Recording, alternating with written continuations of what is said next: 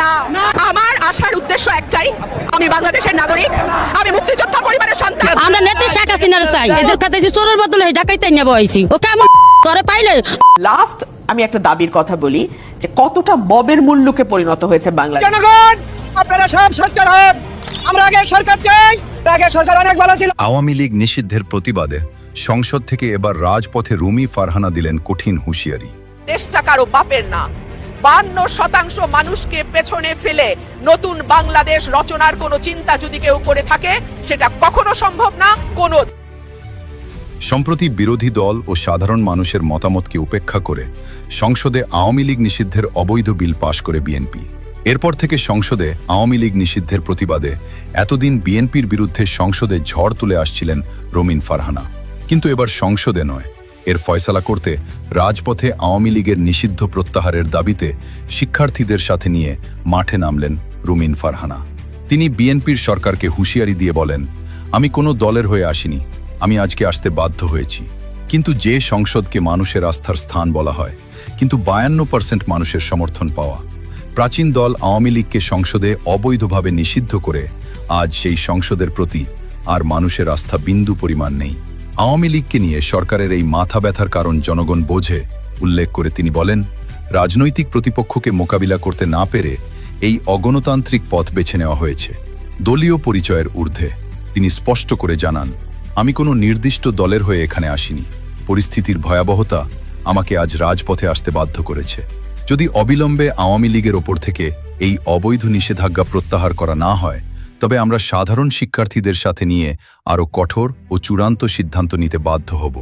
রাজপথের আন্দোলনের মাধ্যমেই এর ফয়সালা হবে। সাবেক স্পিকার ডক্টর শিরিন শারমিন চৌধুরীর নেতৃত্বে রিফাইন্ড আওয়ামী লীগ, নতুন আওয়ামী লীগ কিংবা তৃণমূল আওয়ামী লীগ কিংবা নতুন আওয়ামী লীগ কিংবা ভিন্ন নামে কোনো আওয়ামী লীগ, এরকম আওয়ামী লীগ আসছে কিনা, সেই আওয়ামী লীগের অস্তিত্ব আছে কিনা, সেই আওয়ামী লীগকে আওয়ামী লীগের নেতাকর্মীরা মেনে নেবেন কিনা, আওয়ামী লীগের এখন পর্যন্ত যিনি প্রধান সেই শেখ হাসিনা সেটা স্বীকৃতি দেবেন কিনা, এরকম নানা প্রশ্ন যখন ঘুরপাক খাচ্ছে, তখন আমরা ভারতের মনোভাব এবং শেখ হাসিনার মনোভাব নিয়ে আলাদা আরেকটা ভিডিও করেছিলাম।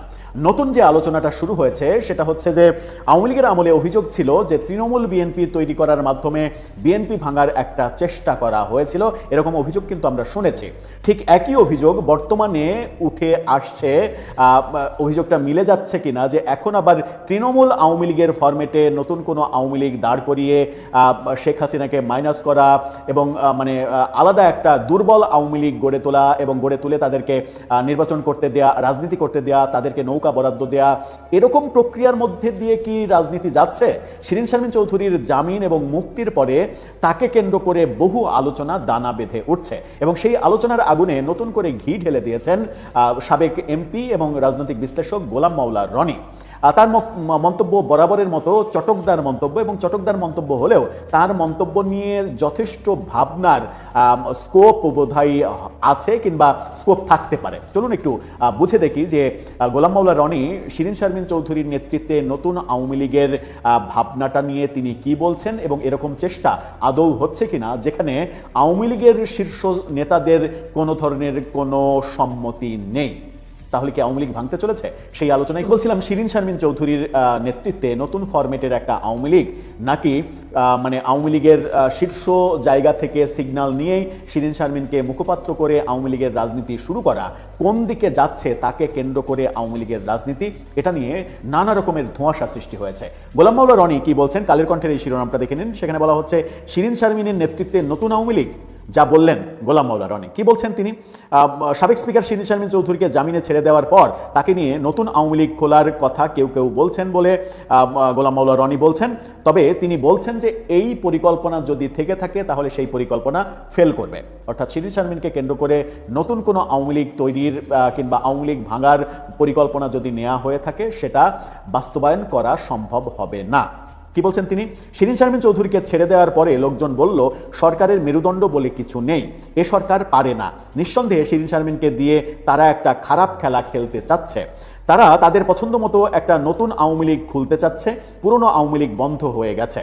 যেমন শেখ হাসিনা চেষ্টা করেছিলেন নতুন বিএনপি করার জন্য, তৃণমূল বিএনপি করার জন্য, এখন তৃণমূল আওয়ামী লীগ বা নতুন আওয়ামী লীগ করার জন্য শিরিন শারমিন চৌধুরীকে ছেড়ে দেওয়া হয়েছে।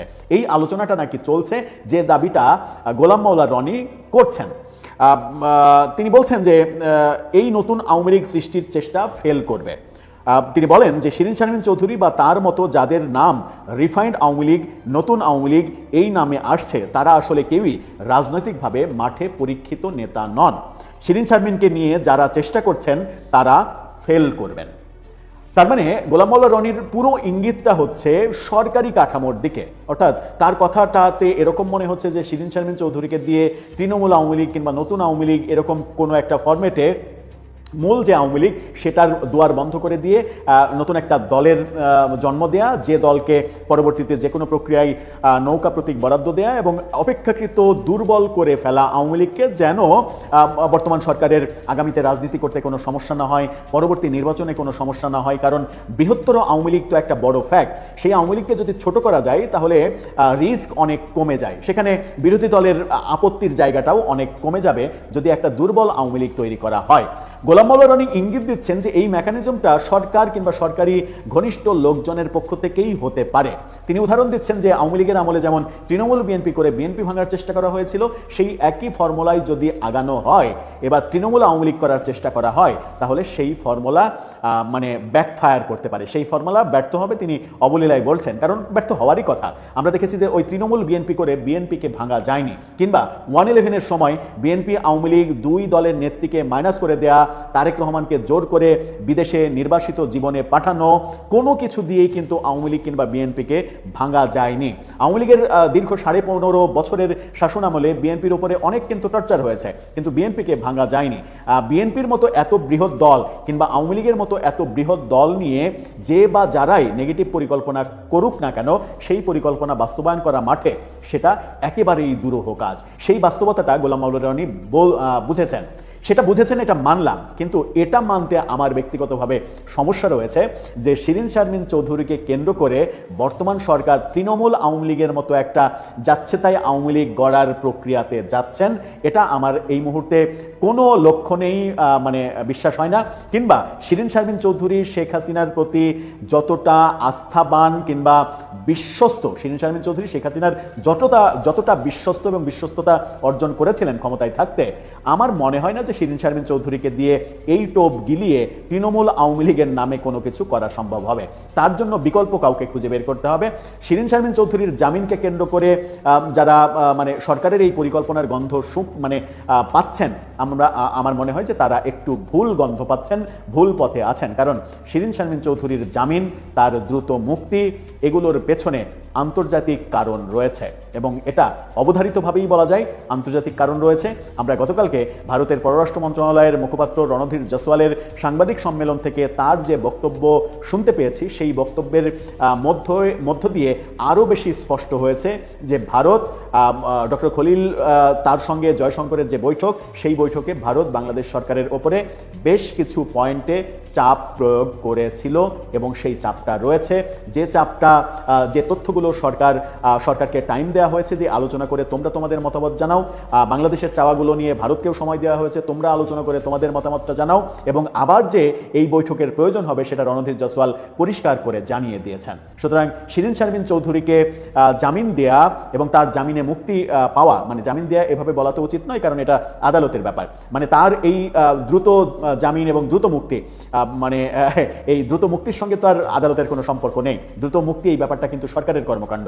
4 ঘন্টার মধ্যে কাশিমপুর কারাগার থেকে তার মুক্তি, ঢাকার আদালতে তার জামিন, কাশিমপুর কারাগার থেকে জামিনের 4 ঘন্টার মধ্যে মুক্ত হয়ে বাড়িতে ফিরে যাওয়া, এত দ্রুত ঘটনা ঘটে না যদি ঘটনার পেছনে কোনো মানে নির্দিষ্ট এবং গুরুত্বপূর্ণ কারণ না থাকে। শিরিন শারমিন চৌধুরীর এই ব্যাপারগুলোকে কেন্দ্র করে কিংবা চিন্ময় প্রভুর এই ব্যাপারগুলোকে কেন্দ্র করে যারা মানে শুধুমাত্র অভ্যন্তরীণ বিষয়ের গন্ধ খুঁজতে চান কিংবা অভ্যন্তরীণ ষড়যন্ত্র কিংবা প্ল্যানিং এসব গন্ধ খুঁজতে চান, আমার মনে হয় যে তাদের আন্তর্জাতিক রাজনীতি নিয়ে আরেকটু সচেতন হওয়া প্রয়োজন।